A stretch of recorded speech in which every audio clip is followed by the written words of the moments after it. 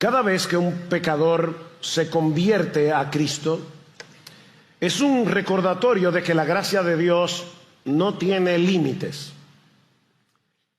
Acabamos de cantar, su gracia es mayor. Cada vez que un pecador se convierte, es un recordatorio de que la gracia de Dios es mayor que nuestros pecados, es mayor que nuestras iniquidades, es mayor que nuestras violaciones a la ley de Dios. Su gracia es mayor. Pero hay algunas historias de conversión en las que ese poder ilimitado de la gracia se hace aún más evidente. Y ese es el caso de la conversión de Saulo de Tarso. Es el episodio que vamos a considerar en la mañana de hoy en nuestra serie expositiva en el libro de los Hechos. Hasta este punto en la narrativa de Lucas, Saulo había sido el enemigo número uno del evangelio, del cristianismo.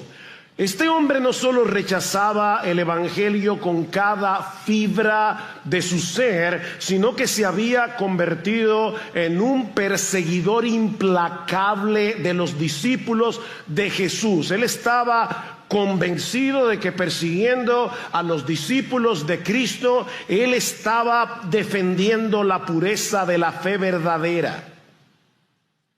Pero todo cambió en Hechos 9. Y de paso vayan abriendo sus Biblias en Hechos 9.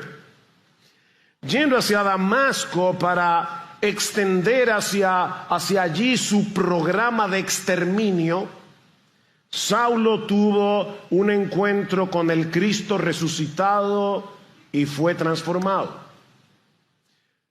Su conversión posee tal relevancia, de hecho, en la biografía que César Vidal escribió acerca de la vida de Saulo, él dice que la conversión de Saulo es probablemente uno de los episodios más importantes de la historia universal. O sea, el impacto de la vida de Pablo después de convertido, las 13 cartas que escribió en el Nuevo Testamento, su impacto ha sido monumental. Así que no es exagerado decir que la conversión de Saulo es uno de los episodios más importantes de la historia universal, no solamente de la historia de la iglesia.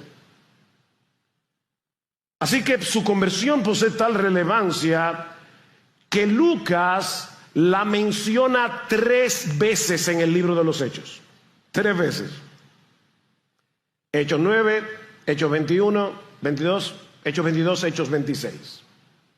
No solo porque sea una historia fascinante, sino porque su conversión es una sorprendente demostración del poder transformador de Dios. En ese sentido podemos decir, y tal vez este es el centro de mi mensaje en esta mañana, en ese sentido podemos decir que Dios salvó a Saulo no solo por amor a él, sino por amor a ti y a mí. Y para que vean que no exagero, permítanme citarle las palabras del mismo Pablo.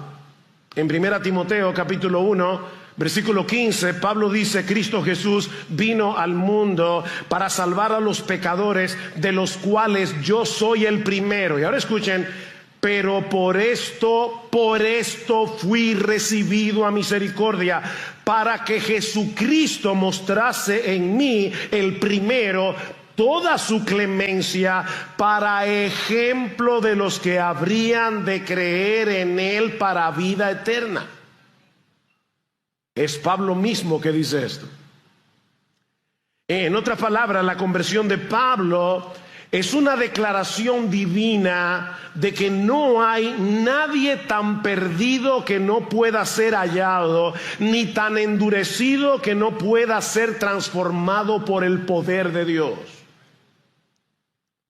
De manera que este relato se encuentra en la Escritura por causa tuya,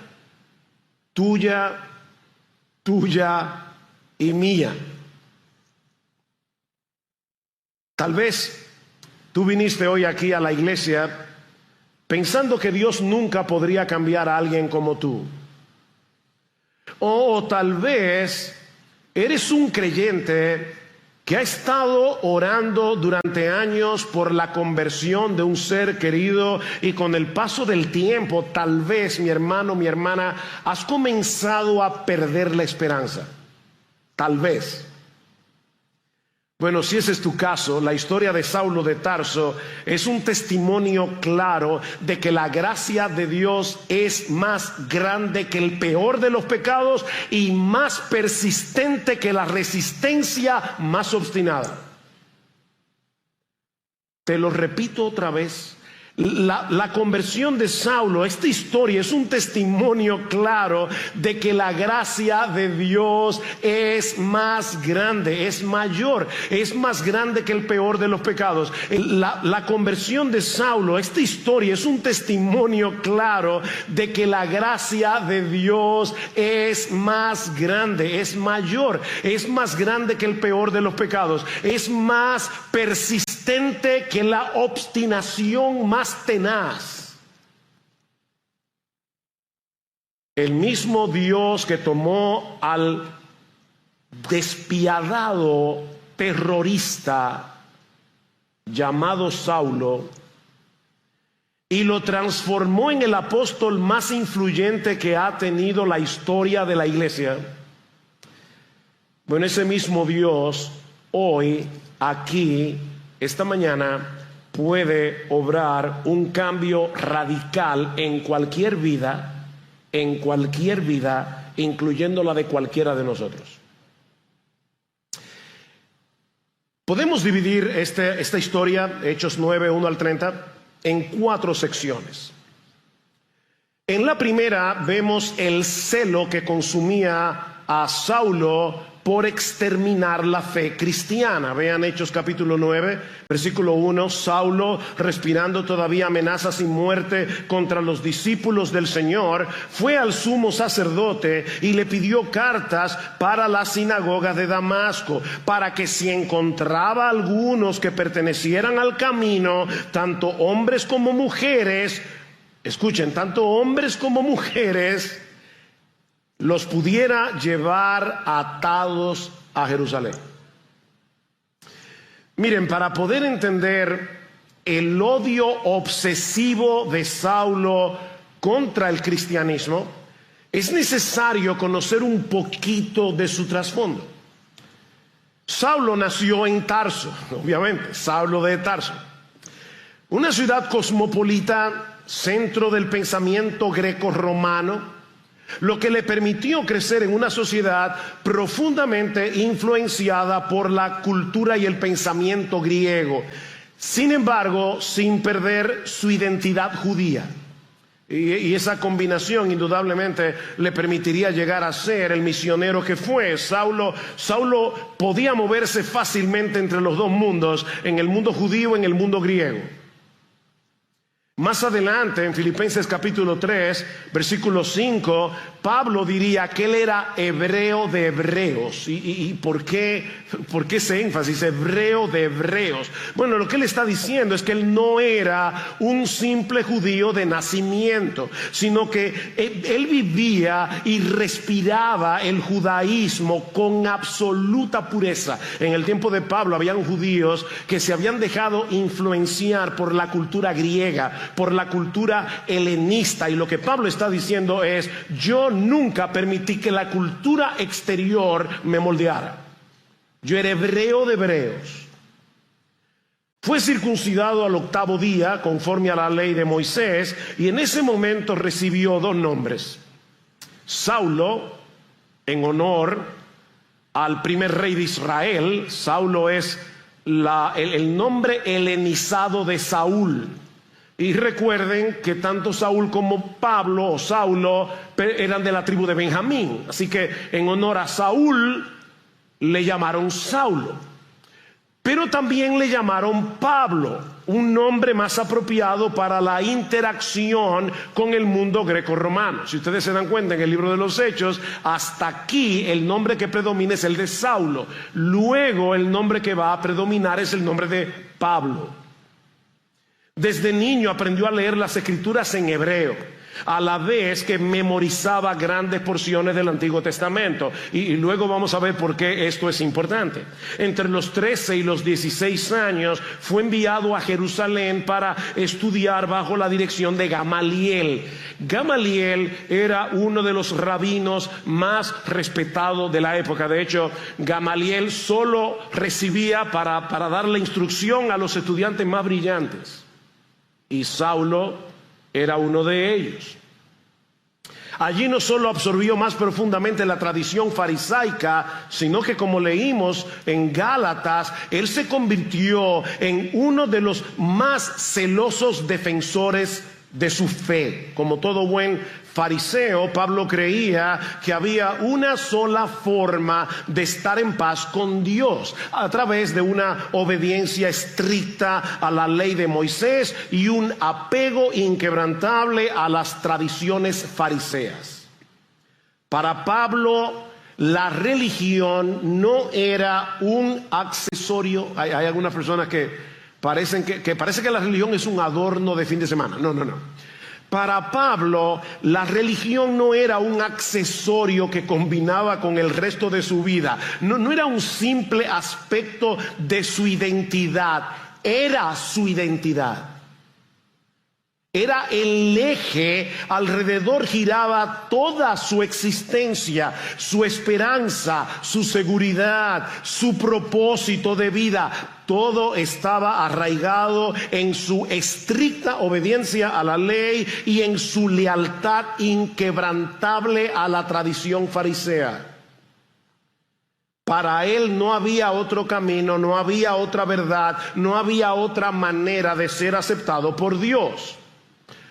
Ok, mis hermanos, ahora que conocemos un poquito de Saulo, imaginemos lo que significó para este hombre escuchar a los cristianos predicando que para estar bien con Dios no era necesario guardar la ley, no era necesario obedecer los mandamientos, sino creer en un carpintero de Nazaret, nada más y nada menos, un carpintero de Nazaret llamado Jesús, que fue crucificado en un madero.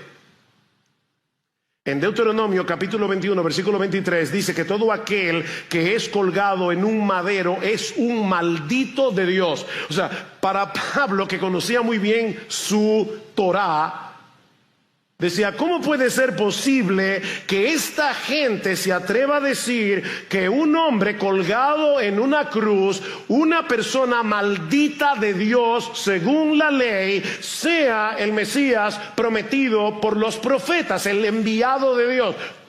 Eso es una blasfemia. Para colmo, esta secta herética, blasfema, peligrosa, estaba creciendo rápidamente. Ya lo hemos visto en el libro de los Hechos.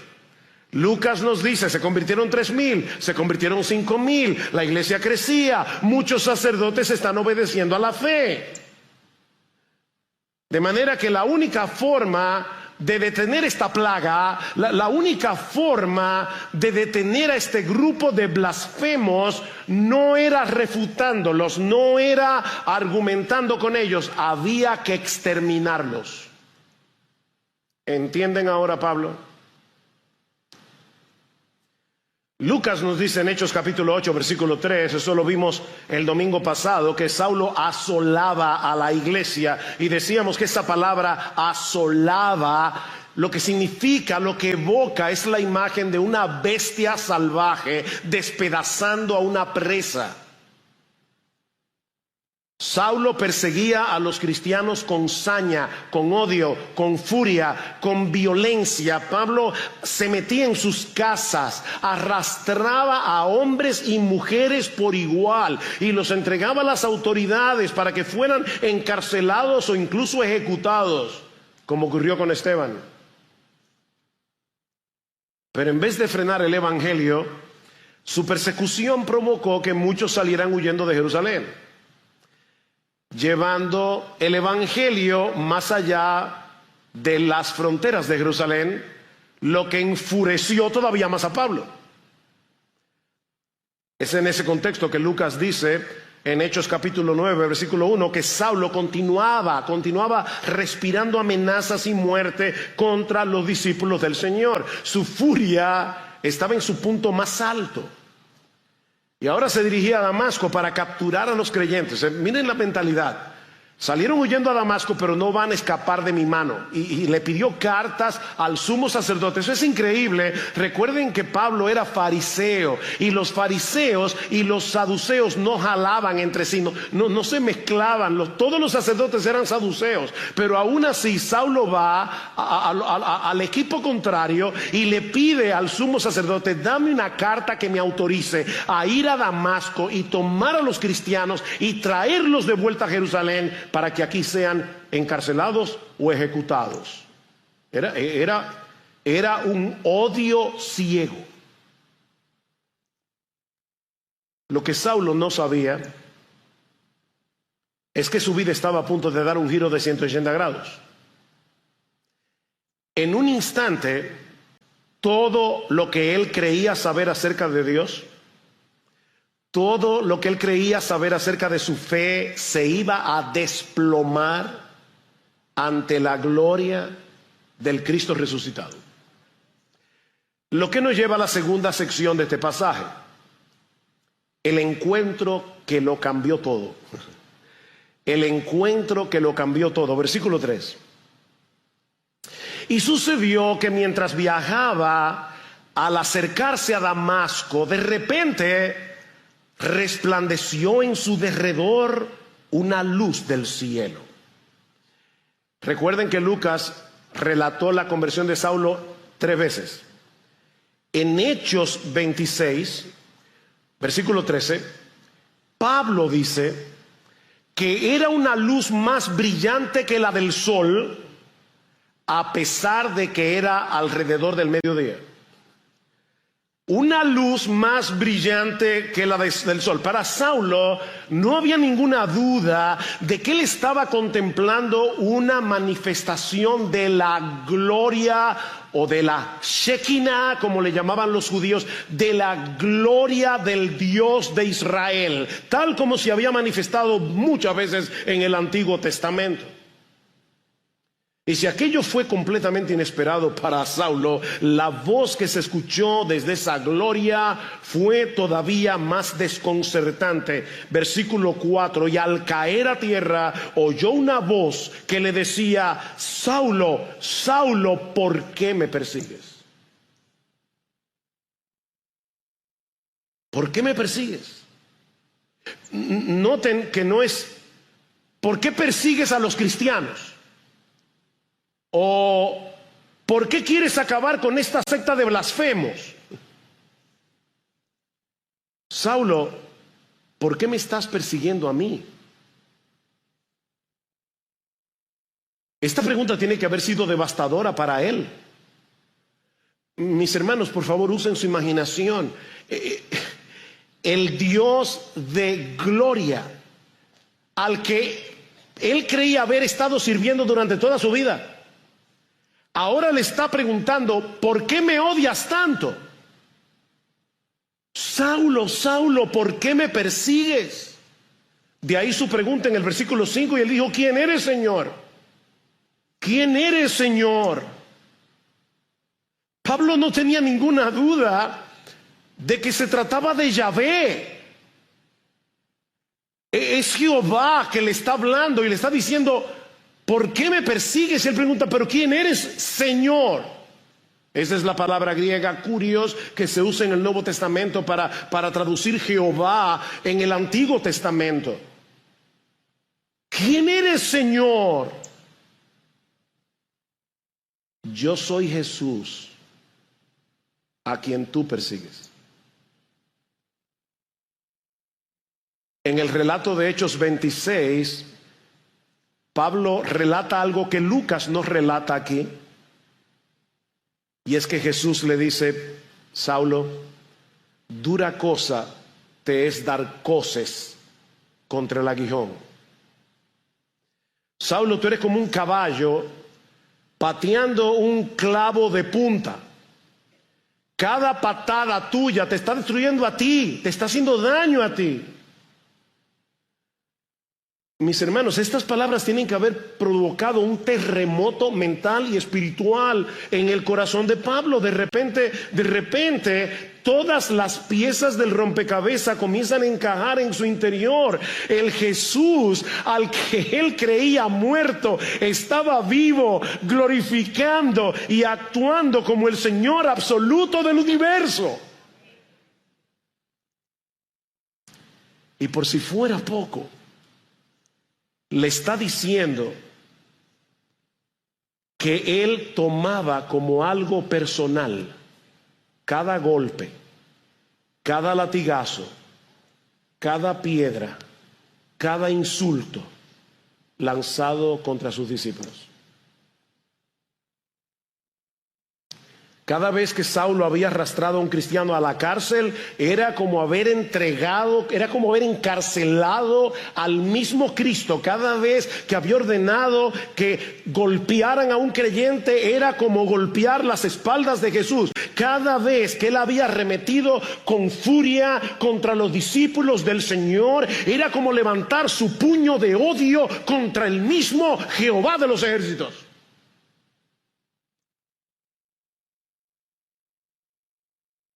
Ahora, Saulo acaba de entender que ese Rey de Gloria es el mismo que fue crucificado en una cruz por sus pecados. En un momento, todo está en la mente de Pablo, todo está encajando.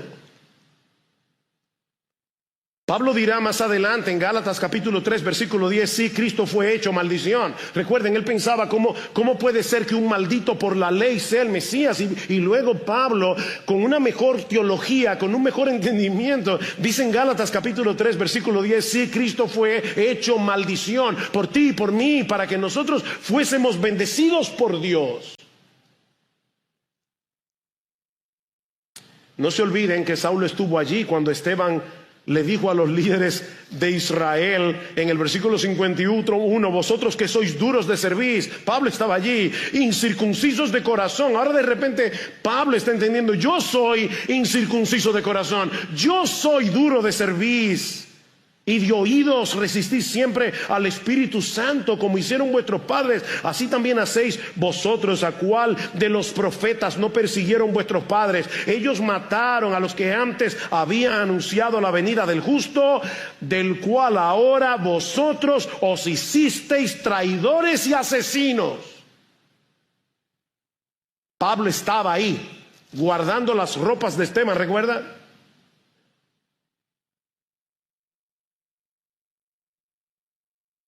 ¿Cómo puede ser posible?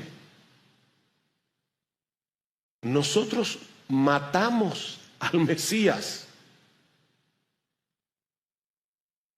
pero ahora está vivo en la gloria del cielo a la diestra del Padre. Versículo 6. Lo más glorioso de esto es que este es un llamado de gracia. Jesús no descendió del cielo a aplastar a Pablo, sino a salvarlo. Versículo 6. Levántate, entra en la ciudad y se te dirá lo que debes hacer. Porque en otro de los relatos sabemos que Pablo le había preguntado, ¿y ahora qué tú quieres que yo haga, Señor? Bueno, levántate y ve a la ciudad, allí se te dirá lo que debes hacer. Los hombres que iban con él se detuvieron atónitos, oyendo la voz, pero sin ver a nadie. Saulo se levantó del suelo, porque fue un encuentro específicamente con Saulo. Y aunque sus ojos estaban abiertos, no veía nada. Y llevándolo por la mano, lo trajeron a Damasco, y estuvo 3 días sin ver, y no comió ni bebió. ¿Ustedes se imaginan todo lo que estaba pasando por la mente de Pablo en ese momento? 3 días completamente ciego. Pablo probablemente estaba ahora reinterpretando todo lo que él había leído en las Escrituras a lo largo de toda su vida. Ahora estaba entendiendo que los sacrificios apuntaban a Jesús, que el templo apuntaba hacia Jesús, que el arca de Noé era Jesús. Pablo está entendiéndolo todo ahora. Él ve a Jesús por todas partes. Es Jesús, Jesús. Ahora lo entiendo. Recuerden, este hombre había aprendido la escritura desde niño, conocía pasajes enteros de memoria, pero ahora todo lo está reinterpretando a través de la luz de Jesús. O sea, que aunque Pablo estaba ciego, en ese momento estaba viendo más que nunca. Así que lo que comenzó como un viaje para sofocar el evangelio terminó siendo el momento en que Saulo fue completamente rendido por la gracia de Dios. Jesús es el Señor y nada ni nadie puede detener su obra. En un segundo, hay algunas personas que dicen, lo que pasa es que Pablo tenía un problema psicológico, una culpa que lo estaba consumiendo por perseguir a los cristianos. Mira, olvídense de eso. El mismo Pablo dice, cuando yo perseguía a los cristianos, yo creía que yo estaba haciéndole un servicio a Dios. Yo nunca tuve ningún complejo de culpa. Pablo se convirtió de repente porque vio camino a Damasco al Cristo resucitado. Fue un encuentro con la gloria de Jesús, nada más y nada menos. Jesús es el Señor. Y en un segundo puede tomar a un terrorista y convertirlo en un apasionado evangelista. Ahora el control de su vida está en la mano del Señor. Levántate, entra en Damasco y allí se te dirá lo que debes hacer. El Rey de Gloria lo está llamando y va a encomendarle algo a Saulo. Él todavía no sabe qué, porque primero uno tiene que ser humillado antes de ser comisionado. Mientras él se encontraba postrado en el suelo, completamente cegado por la gloria del Cristo resucitado, el Señor ya estaba preparando a uno de sus siervos en Damasco para que recibiera a Pablo. Lo que nos lleva a la tercera sección de este pasaje. El perseguidor que ha sido humillado ahora debe ser discipulado. El perseguidor que ha sido humillado ahora debe ser discipulado. Versículo 10. Había en Damasco cierto discípulo llamado Ananías. Y el Señor le dijo en una visión, Ananías, y él dijo, heme aquí, Señor. Y el Señor le dijo, levántate y ve a la calle que se llama Derecha y pregunta en la casa de Judas por un hombre de Tarso llamado Saulo, porque he aquí está orando y ha visto en una visión a un hombre llamado Ananías que entra y pone las manos sobre él para que recobre la vista. Yo imagino a todos los cristianos de Damasco orando para que Dios los librara de la furia de Saulo. Y ahora de repente Dios le está diciendo a uno de esos discípulos que vaya precisamente al encuentro del perseguidor. Era como, Señor, esto es una misión suicida. Versículo 13. Pero Ananías respondió, Señor, he oído de muchos acerca de este hombre, cuánto mal ha hecho a tus santos en Jerusalén, y he aquí tiene autoridad, ellos lo sabían, tiene autoridad de los principales sacerdotes para prender a todos los que invocan tu nombre. Saulo es el terror de los cristianos, es el hombre que ha causado estragos en la iglesia. ¿Por qué, Señor, me estás pidiendo que vaya al encuentro del enemigo más peligroso del evangelio? Versículo 15. Pero el Señor le dijo, ve, porque Él me es un instrumento escogido para llevar mi nombre en la presencia de los gentiles, de los reyes y de los hijos de Israel, porque yo le mostraré cuánto debe padecer por mi nombre.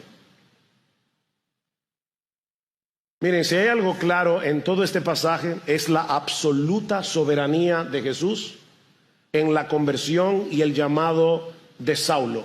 Saulo no estaba buscando a Jesús cuando se dirigía camino a Damasco. Más bien había decidido erradicar ese nombre de la faz de la tierra. Pero Dios ya lo había escogido. Eso es lo que Pablo está diciendo aquí. O mejor dicho, lo que Dios, el Señor, Jesús, le está diciendo a Ananías. Y el Señor lo había escogido, no solo para salvarlo, sino para hacer de él un predicador del Evangelio. ¿Recuerdan lo que dice en Gálatas, capítulo 1, versículo 15? Y el Señor lo había escogido, no solo para salvarlo, sino para hacer de él un predicador del Evangelio. ¿Recuerdan lo que dice en Gálatas, capítulo 1, versículo 15 al 16, que leyó Manauri al principio? Pablo diría que Dios lo había apartado desde el vientre de su madre para revelar a su Hijo en mí. La palabra revelar que usa allí es exactamente la misma que se usa en Mateo cuando Cristo le dice a Pedro: Pedro, eso que yo soy el Hijo de Dios, eso no te lo ha revelado carne ni sangre, sino mi Padre que está en los cielos. Mi hermano, mi hermana, si tú estás aquí en Cristo en el día de hoy convertido al Señor, es porque Dios en su gracia decidió revelar a su Hijo en tu corazón. Es lo que Pablo dice en Gálatas. Dios quiso revelar a su Hijo en mí para que yo lo predique. Así que su conversión no fue un giro inesperado en la historia, sino la ejecución del plan soberano del Señor. Ya Jesús había determinado que Saulo sería un instrumento en sus manos para un propósito glorioso y específico: llevar el Evangelio a los gentiles y sufrir mucho en el camino. Vean otra vez, versículo 16: yo le mostraré cuánto debe padecer por mi nombre. Y por si acaso, la idea no es que Jesús iba a castigar a Saulo por todo lo que le hizo sufrir a la iglesia. O sea, esto no era una especie de penitencia. Lo que Jesús está diciendo es que el sufrimiento es una parte integral del ministerio. Perdón. Nosotros predicamos a un Cristo que fue crucificado, rechazado por el mundo. Mis hermanos, no podemos esperar que el mundo nos aplauda por predicar el Evangelio. Para el mundo tú y yo somos unos tontos. Para el mundo tú y yo somos unos despreciables. El mundo no nos va a aplaudir por predicar el Evangelio. Lo que el Señor le está diciendo a Ananías, una prueba de que Saulo estará predicando el verdadero Evangelio, es que él va a tener que sufrir. Y si tú quieres saber cuánto sufrió Pablo por predicar el Evangelio, cuando llegues a tu casa, abre tu Biblia en 2 Corintios, capítulo 11, a partir del versículo 14, 15 por ahí, y vas a ver todo un rosario de sufrimiento de parte de Pablo. Ahora, ¿qué pasó con Ananías? Que obedeció y fue a encontrarse con Saulo. Hermanos, otra vez, pónganse en el lugar de Ananías. Eso es como pedirle a un judío en la Segunda Guerra Mundial que vaya a encontrarse con Goebbels o con Hitler mismo. Ve, ¿por qué instrumento escogido me es este? ¿What?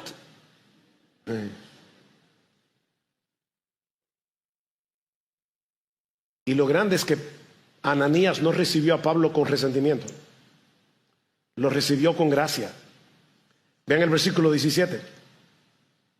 Ananías fue y entró en la casa, y después de poner las manos sobre él, dijo: hermano Saulo, el Señor Jesús, que se te apareció en el camino por donde venías. Ananías no tenía dudas. El Señor Jesús, que se te apareció en el camino por donde venías, me ha enviado para que recobres la vista y seas lleno del Espíritu Santo. Al instante cayeron de sus ojos como unas escamas, recobró la vista, se levantó, fue bautizado, tomó alimentos y cobró fuerzas. Hermano Saulo. ¿Se imaginan eso ustedes? Es como en la Inquisición, había un inquisidor español llamado Munebrãga. Era el terror de los cristianos, sobre todo en Sevilla, donde había florecido la Reforma más o menos, pero la Iglesia Católica erradicó el Evangelio de Sevilla de una manera brutal a través de la Inquisición. Es como que de repente le digan a un individuo convertido al Señor: ve que Munebrãga se convirtió. Y él le diga: hermano Munebrãga, yo vine a imponerte las manos. Ananías ya no lo ve como un enemigo, sino como un hermano en Cristo. Le impone las manos, él recobra la vista y es bautizado. Ahora, no pierdan esto de vista, hermanos. El que luego sería reconocido como el más grande predicador y el más grande teólogo que ha tenido la iglesia cristiana a través de los siglos, tenía que formar parte de una iglesia como cualquier cristiano, tenía que ser bautizado como cualquier cristiano, tenía que ser discipulado como cualquier cristiano. Piensen en esto, hermanos. Cristo pudo revelarle a Saulo directamente qué era lo que él tenía que hacer, pero no lo hizo así. Se lo hizo saber a través de Ananías. Saulo necesitaba ser discipulado como cualquier cristiano. Versículo 19b. Y por varios días estuvo con los discípulos que estaban en Damasco. El que había llegado a la ciudad para acabar con los cristianos ahora era parte de la comunidad de gracia que lo acogió como a uno de los suyos. Y de inmediato, ¿qué hizo Pablo? Comenzó a dar frutos de una verdadera conversión. Versículo 20. Y enseguida se puso a predicar a Jesús en las sinagogas, diciendo: Él es el Hijo de Dios. Y todos los que lo escuchaban estaban asombrados y decían: ¿no es este el que en Jerusalén destruía a los que invocaban en este nombre? Y el que había venido aquí con este propósito para llevarlos atados ante los principales sacerdotes. Pero Saulo seguía fortaleciéndose y confundiendo a los judíos que habitaban en Damasco, demostrando que este Jesús es el Cristo, el Mesías. Recuerden que Saulo había memorizado grandes porciones de las Escrituras desde que era un niño, y ahora que sus ojos han sido abiertos para entender mejor todos esos textos del Antiguo Testamento que demuestran sin lugar a dudas que Jesús es el Mesías prometido, nadie podía callar a Pablo. De paso, noten que a pesar de su experiencia extraordinaria en su camino a Damasco, Saulo no hablaba de sí mismo. ¿Se dieron cuenta? Él predicaba a Cristo. ¿Cuántas cosas pudo haber dicho Pablo de sí mismo? Mis hermanos, de eso se trata la verdadera predicación, demostrar cómo Cristo es revelado en las Escrituras como el Dios encarnado que vino a salvarnos de nuestros pecados. Eso es predicar. Pero no pasó mucho tiempo antes de que esta historia diera otro giro inesperado. Ahora el cazador se convierte en presa. Lo que nos lleva a la cuarta y última sección del pasaje: el predicador que es perseguido por su fe. Versículo 23. Después de muchos días, los judíos tramaron deshacerse de él, pero su conjura llegó al conocimiento de Saulo, y aún vigilaban las puertas día y noche. O sea, el mismo celo que tenía Saulo antes, ahora lo tienen sus antiguos correligionarios, pero contra él. Vigilaban las puertas día y noche con el propósito de matarlo. Pero sus discípulos, esto es casi de risa, lo tomaron de noche y lo sacaron por una abertura en la muralla, bajándolo en una canasta. ¿Ustedes se imaginan a Pablo encaramado en una canasta?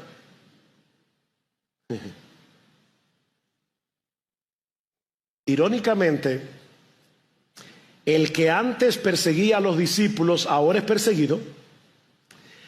Y aquellos que antes temían por su vida, ahora arriesgan la suya para salvar al antiguo perseguidor. Eso es lo que hace Cristo en la iglesia. Reconciliar. Lo bajan por una canasta.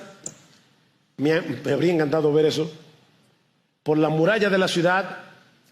Y Saulo decide regresar a Jerusalén. Versículo 26. Cuando llegó a Jerusalén, trataba de juntarse con los discípulos, pero todos le temían, no creyendo que era un discípulo. Pero Bernabé lo tomó y lo presentó a los apóstoles y les contó cómo Saulo había visto al Señor en el camino y que él le había hablado y cómo en Damasco había hablado con valor en el nombre de Jesús. 2 veces dice Lucas esto, versículo 28. Y estaba con ellos moviéndose libremente en Jerusalén, hablando con valor en el nombre del Señor. 2 veces, hablando con valor en el nombre del Señor. El temor de los creyentes en Jerusalén era fundado, era perfectamente comprensible. ¿Cómo podían estar ellos seguros de que la conversión de Saulo era genuina? ¿Cómo saber que no era una trampa para infiltrarse en la iglesia y entonces poder capturar a más creyentes? Pero una vez más el Señor usa a uno de los suyos para romper esa barrera de desconfianza. Bernabé toma la iniciativa, igual que Ananías, y con valentía, con amor cristiano, se acerca a Saulo. Y Bernabé seguramente sabía muy bien quién era Saulo. Se acerca a Saulo, lo escucha y lo introduce en la comunidad de creyentes. Miren, mis hermanos, definitivamente nosotros necesitamos en las iglesias más Ananías y Bernabés. Hombres así. Necesitamos hombres que confíen en la obra de Dios, aún en aquellos que han tenido un pasado muy oscuro. Hombres que estén dispuestos a correr riesgos por el evangelio. Que Ananías fuera a ver a Saulo era un riesgo. Que Bernabé fuera a ver a Saulo era un riesgo. Necesitamos hombres y mujeres que estén dispuestos a correr riesgos por el evangelio, dando el primer paso para acoger, para discipular a aquellos que han sido alcanzados por el Señor. Estaba pensando mientras leía este pasaje, cuánta dificultad nos da salir aquí en la iglesia cuando se termina el culto de nuestra zona de confort, quedarnos con nuestros amigos y conocidos, en vez de ir a una persona que viene de visita, recibirlo, saludarlo con amor, acogerlo, y nosotros no estamos corriendo aquí ningún riesgo. ¿Qué trabajo nos da? Necesitamos más Ananías y más Bernabés. Pero la llegada de Saulo a Jerusalén no solo trajo el desafío de ser aceptado en la iglesia, sino que desató la misma hostilidad que él había enfrentado en Damasco. Vean el versículo 29. También hablaba y discutía con los judíos helenistas, mas estos intentaban matarlo. Pero cuando los hermanos lo supieron, lo llevaron a Cesarea y de allí lo enviaron a Tarso. Y ahora la historia de Pablo se detiene aquí hasta el capítulo 11, cuando Bernabé de nuevo va a buscar a Saulo a Tarso para traerlo a Antioquía. Una vez más, el perseguidor se convierte en perseguido. El cazador en presa. Tal como Jesús lo había predicho, el ministerio de Saulo no estaría marcado por los aplausos, sino por oposición y sufrimiento. Mis hermanos, servir a un Cristo vivo en un mundo muerto tiene un costo. No podemos esperar que el mundo nos aplauda por predicar el evangelio, por predicar a un Cristo crucificado. Eso tiene un costo, pero mis hermanos, ese costo no se compara con la gloria de conocer a Cristo, de vivir para Cristo y de pasar la eternidad con Cristo. No hay comparación. Pablo pudo decir años más tarde, en Hechos capítulo 20, versículo 24, pero de ninguna cosa hago caso, ni estimo preciosa mi vida para mí mismo, con tal que acabe mi carrera con gozo y el ministerio que recibí del Señor Jesús para dar testimonio del evangelio de la gracia de Dios. En otras palabras, vale la pena vivir, sufrir y morir por Cristo. Vale la pena. Creyente de IBCJ, ¿tú crees eso?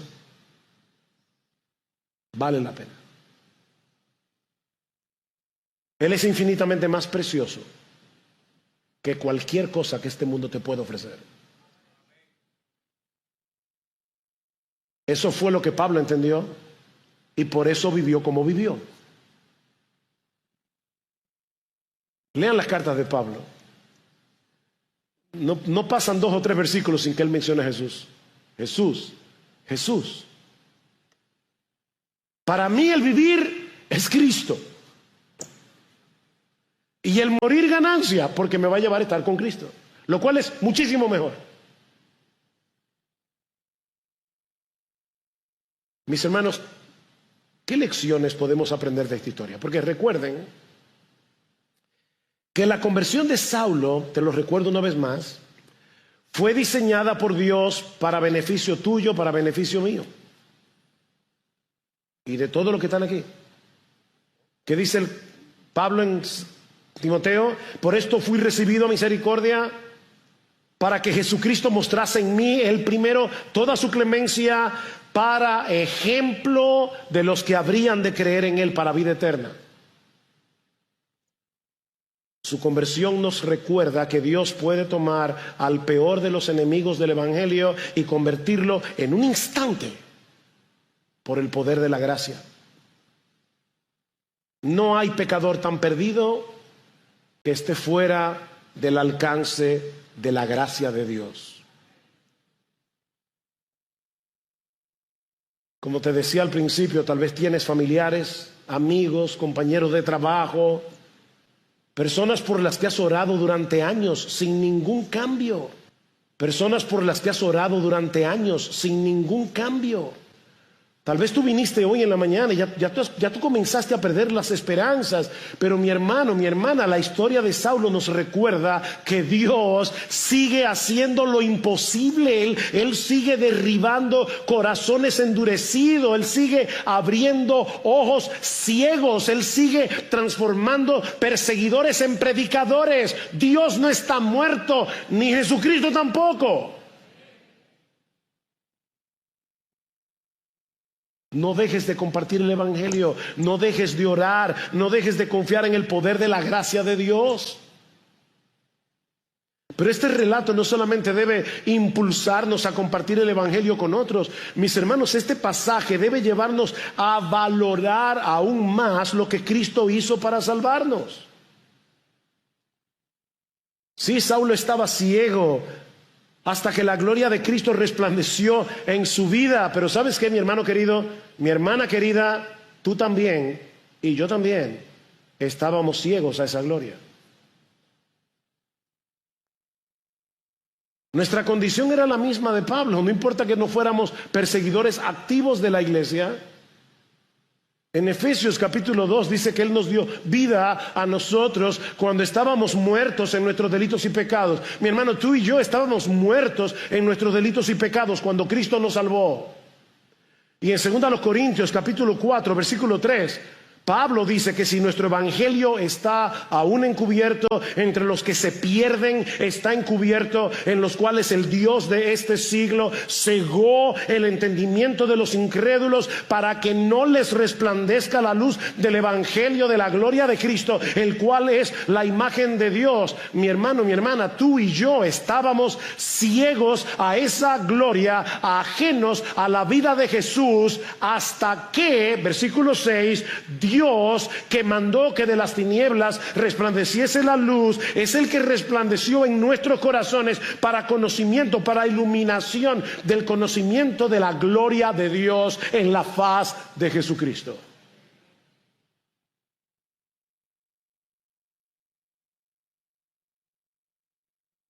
¿Tú te das cuenta de lo que significa nuestra salvación? No fuimos nosotros los que por nuestro ingenio o por nuestra voluntad abrimos nuestros propios ojos.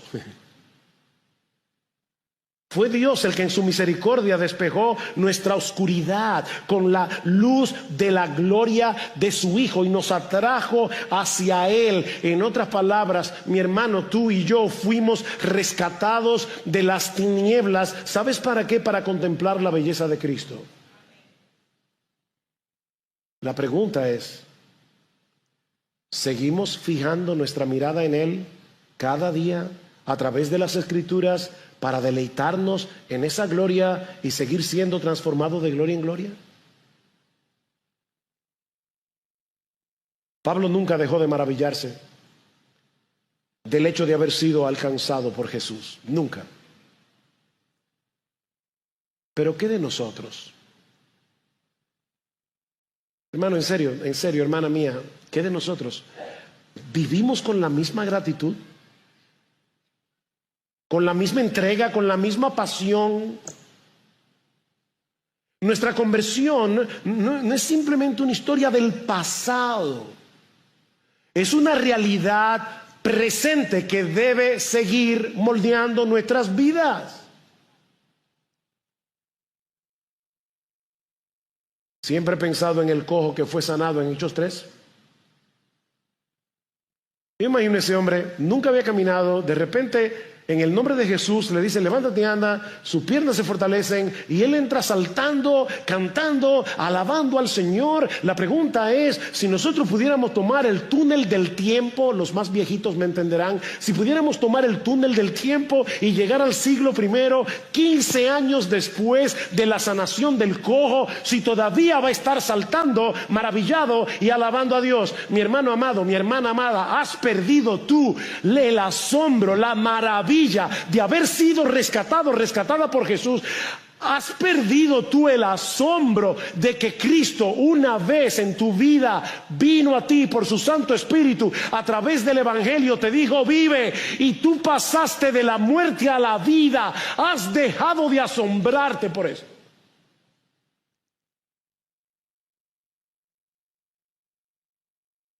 Esta historia y todo lo que fue la vida de Pablo hasta que lo mataron en Roma nos dice si se puede vivir toda la vida maravillado por Jesús, sirviendo a Jesús, amando a Jesús, deleitándonos en Jesús, no importa el costo. Ahora, si tú estás aquí sin Cristo en esta mañana, este relato te confronta, escúchame mi amigo, este relato te confronta con la realidad monumental de la gloria del Cristo resucitado, ante el cual nadie puede permanecer indiferente. Cristo dijo: el que no es conmigo está en mi contra. No hay punto medio.